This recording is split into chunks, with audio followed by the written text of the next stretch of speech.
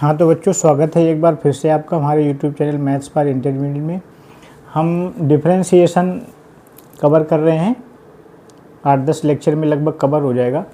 तो अभी तक हमारे 3 लेक्चर्स आ चुके हैं, 3 वीडियोज़ आ चुके हैं। ये चौथा वीडियो है जिसमें हम डिफरेंशिएशन का एक नेक्स्ट कॉन्सेप्ट है, पैरामेट्रिक डिफरेंशिएशन की बात करेंगे। इसके बाद अगला concept differentiation of a function with respect to another function की बात करेंगे। तो अभी पैरामेट्रिक डिफरेंशिएशन की बात करेंगे। तो पैरामेट्रिक डिफरेंशिएशन से मतलब है, पैरामीटर का मतलब है बीच का एक बिचौलिया।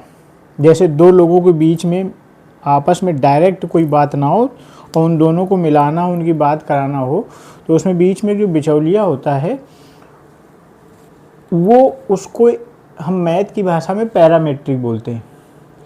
तो जैसे कि हमारे पास एक ही फंक्शन है y² = 4ax। ये पैराबोला का फंक्शन है, हमारा पैराबोलिक कर्व है। यहाँ y और x डायरेक्ट रिलेटेड है, लेकिन अगर इसको मैं ऐसे लिख दें,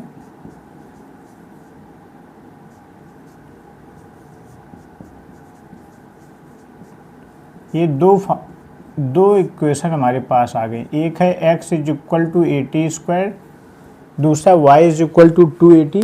तो यहाँ जो x है वो t से रिलेटेड है, y भी t से रिलेटेड है, यानी y और t के बीच में रिलेशन है, x और t के बीच में रिलेशन है।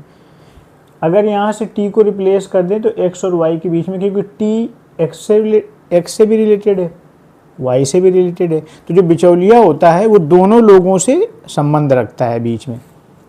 तो ये x से भी रिलेशन में है, y से भी रिलेशन में है। तो अगर x और y को मिलाना हो तो ये t के थ्रू हम मिल सकते हैं, तो इसलिए बिचौलिए का काम कर रहा है।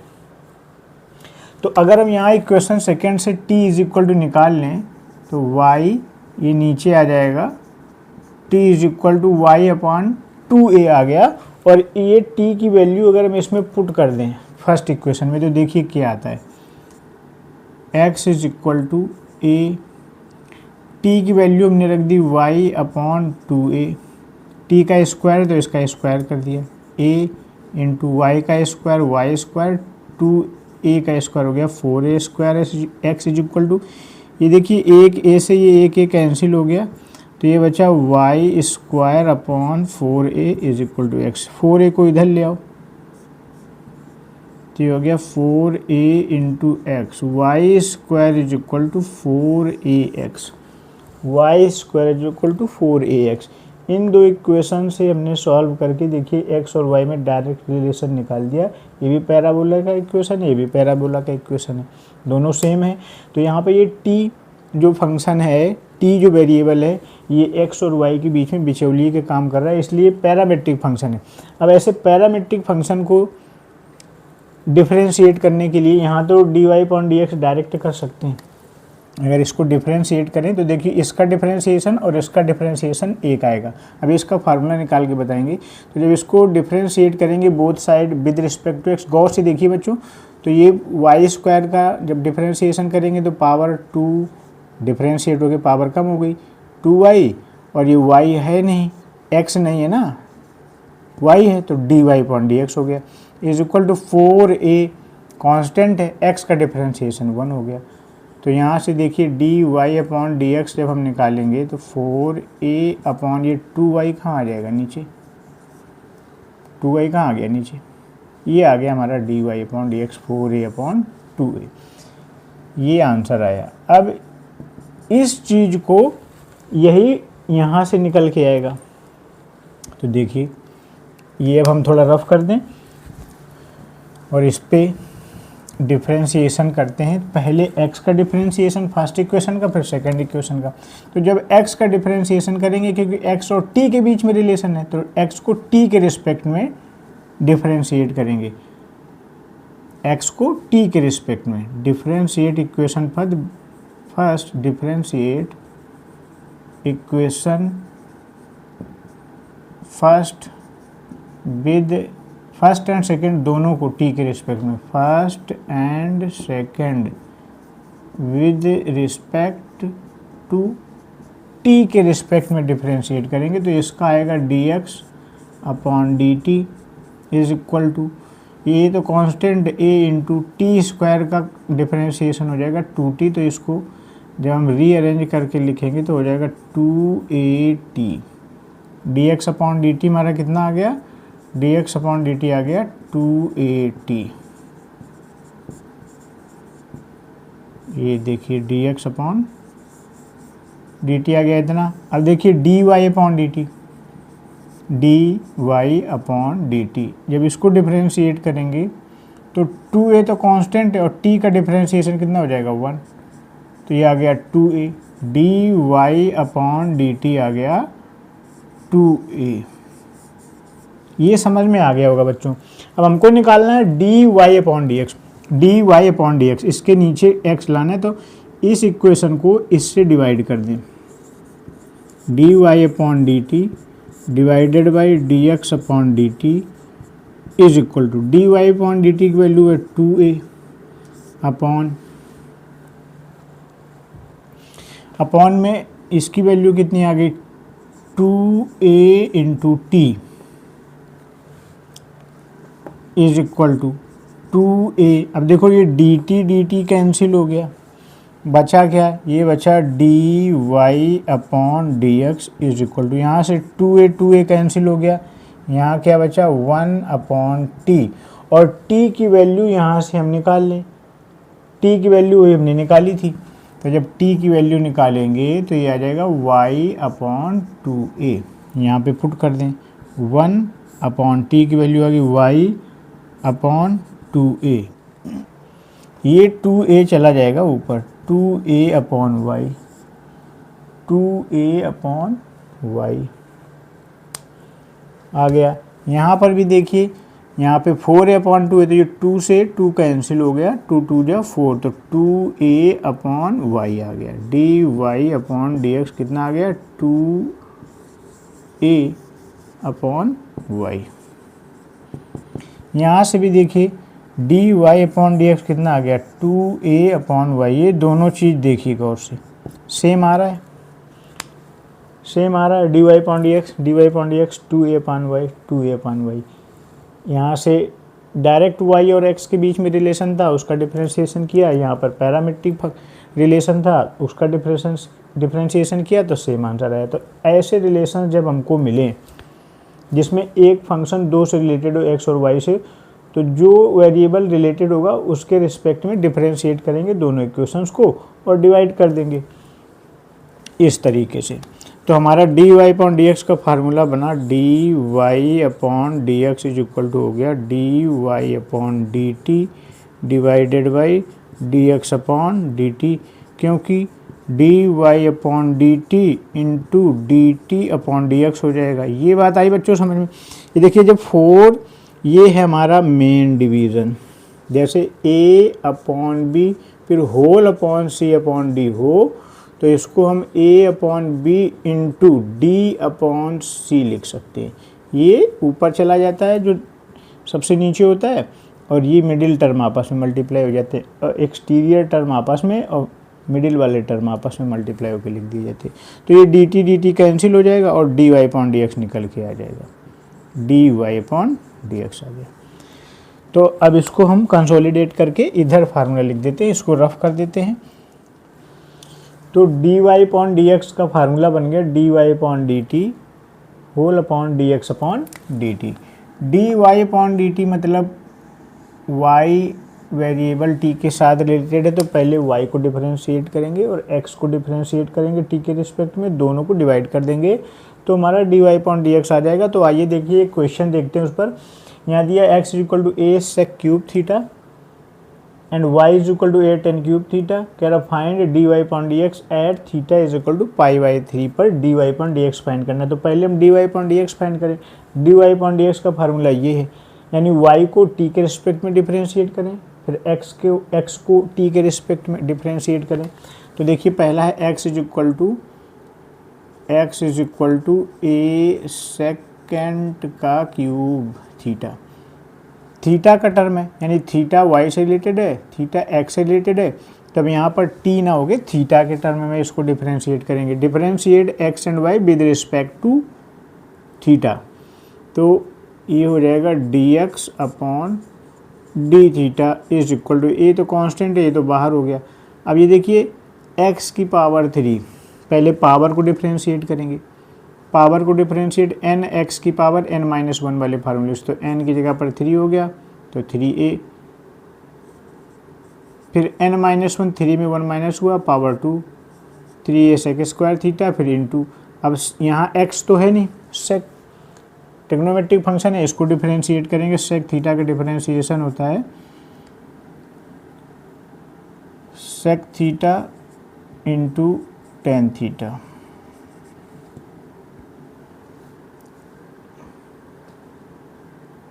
तो इसको रीअरेंज कर लें, ये हो गया 3a, ये सेक स्क्वायर और सेक मिलके हो गया sec cube theta into tan theta.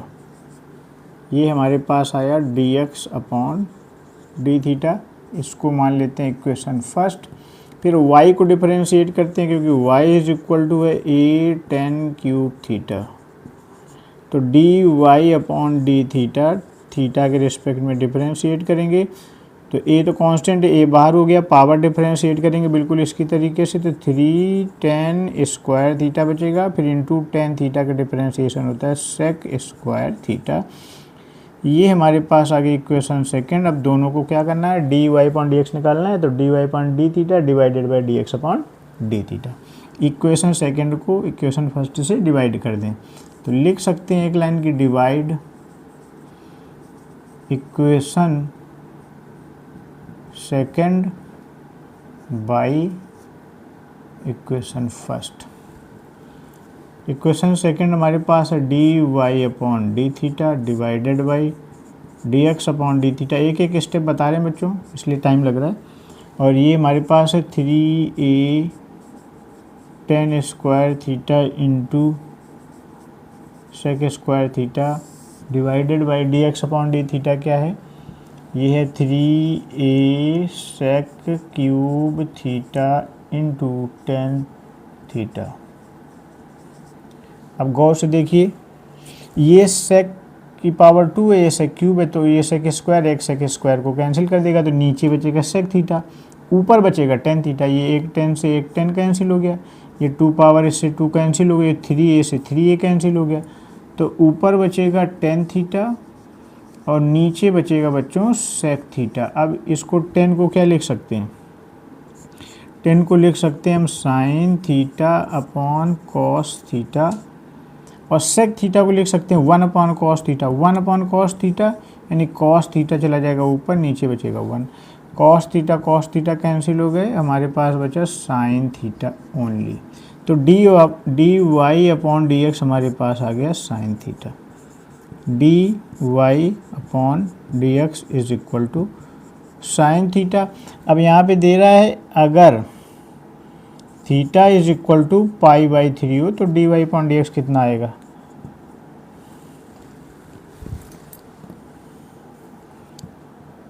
Eight theta is equal to pi by 3। तो now d Y upon D x is equal to sine theta की जगह पे क्या रखना है, पाई बाई 3। पाई बाई 3 मतलब 60 डिग्री, पाई बाई 3 मतलब बच्चों 60 डिग्री, तो साइन 60 डिग्री आ गया, और साइन 60 डिग्री की वैल्यू होती है √3/2। यही हमारा आंसर है बच्चों। तो पैरामेट्रिक डिफरेंशिएशन आज हमने सीखा। अब अगला कॉन्सेप्ट है उसकी बात करेंगे, इसको रफ कर दें।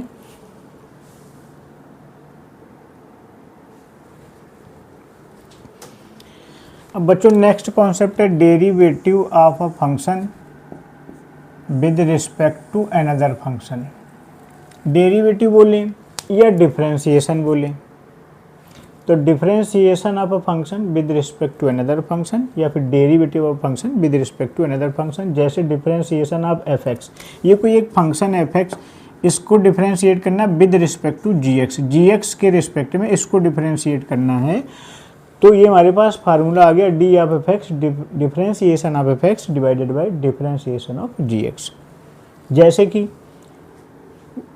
y फंक्शन को हम डिफरेंशिएट करते हैं विद रिस्पेक्ट टू x, तो क्या लिख सकते हैं, D Y upon D X लिखते हैं, D Y upon D X. Y को x के रिस्पेक्ट में डिफरेंशिएट करते हैं तो D Y upon D X, उसी तरीके से एफ एक्स को जी एक्स के रिस्पेक्ट में डिफरेंशिएट करें तो D F X upon D G x.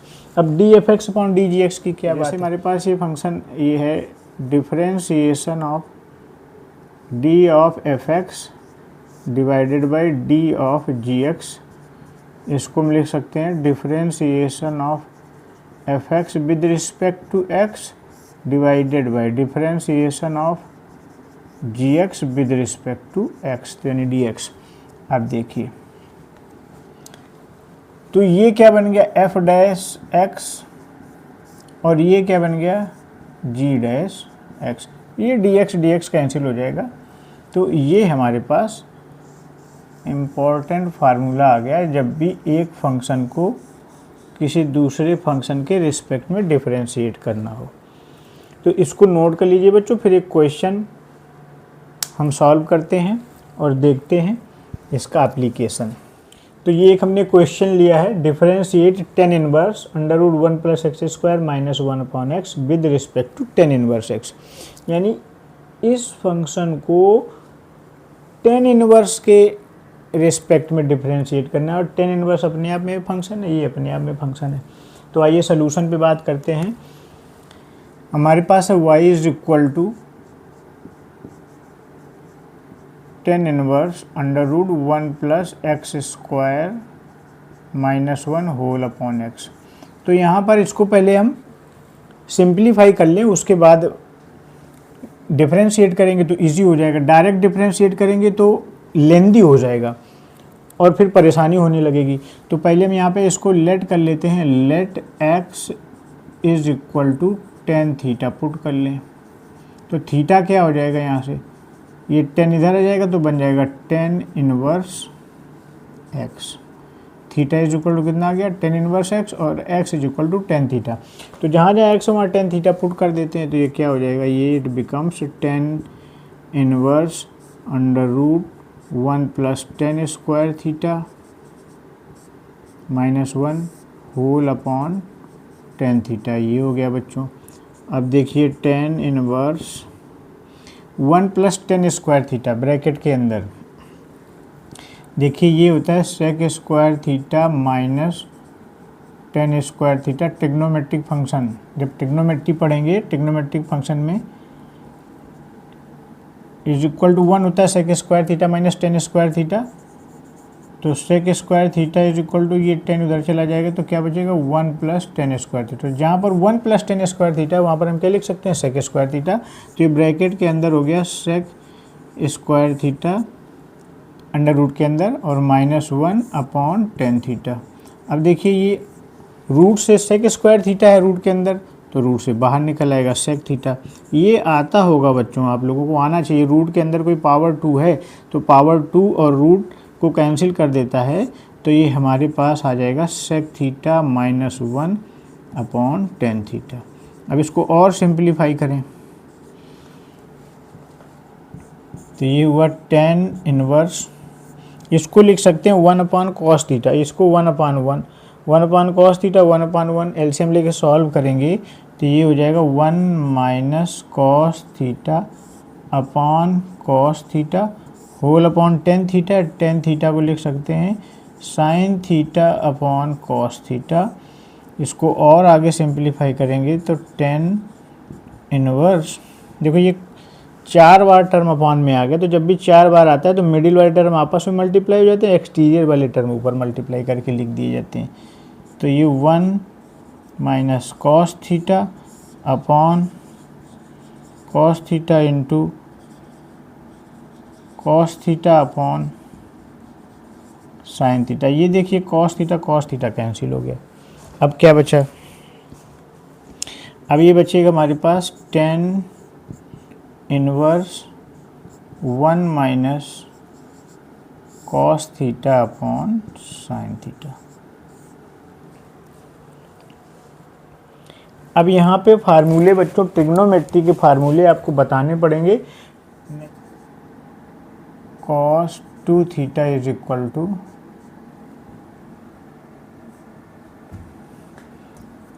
cos square theta minus sine square theta. cos 2 theta क्या है, 2 cos स्क्वायर थीटा माइनस 1 और ये होता है 1 माइनस 2 साइन स्क्वायर थीटा। अब हमारे पास यहाँ पर है 1 माइनस कॉस थीटा, ये 1 को इधर ले आओ,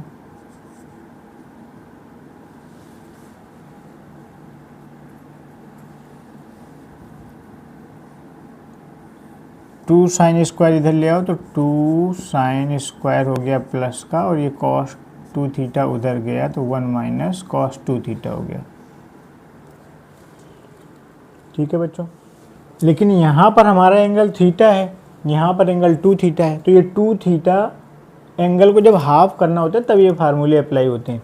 तो ये देखिए यहाँ 2 थीटा होता है तो थीटा हो गया, यहाँ पे 2 थीटा था, थीटा थीटा, 2 थीटा था, थीटा 2 थीटा था, थीटा, यानी एंगल हाफ हो जाता है। cos 2 थीटा के अगर फार्मूले हो, एंगल हाफ करना हो तो ये वाले अप्लाई किए जाते हैं।